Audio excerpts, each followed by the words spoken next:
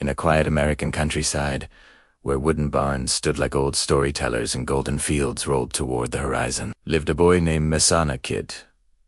The whole village believed would never become anything more than a farm helper. But life has a strange way of placing its hardest stones in the path of those who are meant to rise. The story begins on a cold morning when the sky wore a blanket of soft gray. Mason walked down the dusty road with his backpack hanging loose. Not because it was heavy, but because he carried something even heavier. He heard whispers every day that he was too slow, too distracted, too ordinary to ever break out of the simple village life. And though he pretended those words never touched him, they carved scars deep in his heart. But destiny often shakes you before it shapes you. That morning, as Mason reached school, he saw a notice pinned on the board.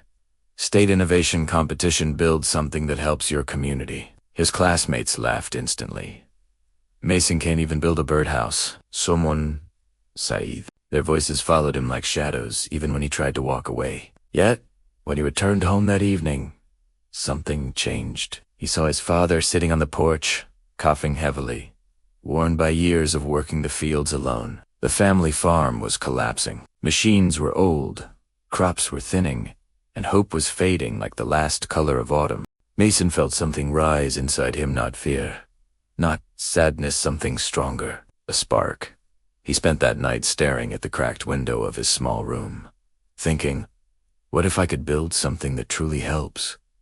What if I could change something, even a little? With trembling hands and a heart full of quiet courage, he began sketching an idea, simple, rough, but full of purpose. He wanted to create a small, energy-saving irrigation device that could save water and help farmers like his father. He had no fancy tools, no expensive parts, just scraps from old tractors, broken pipes, and a dream stitched together from stubborn hope.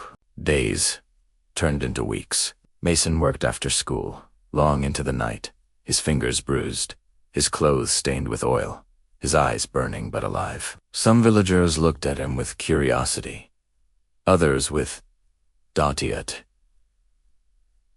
He kept going, fueled by something the world couldn't see.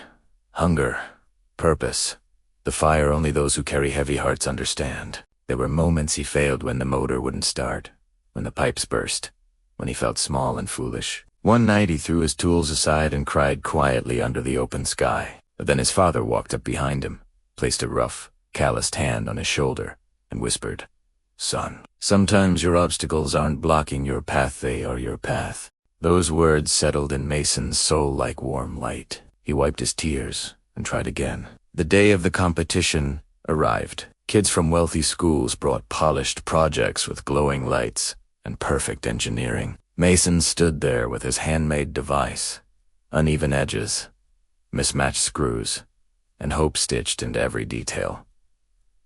Some students smirked, judges raised brows, but Mason didn't shake.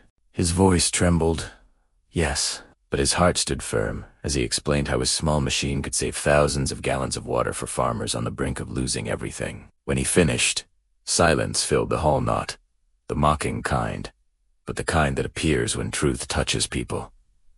And then, applause. Real, thunderous applause. Mason won first place. But more than the trophy, something far greater happened. Local foundations offered funding, nearby counties ordered prototypes, and the small village that once doubted him now spoke his name with pride. His invention didn't just help the community, it rebirthed the hope people had lost in themselves.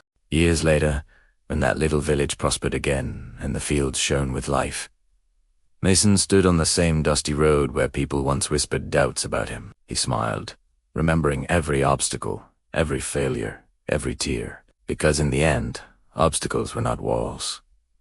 They were doors, and he had learned to walk through them.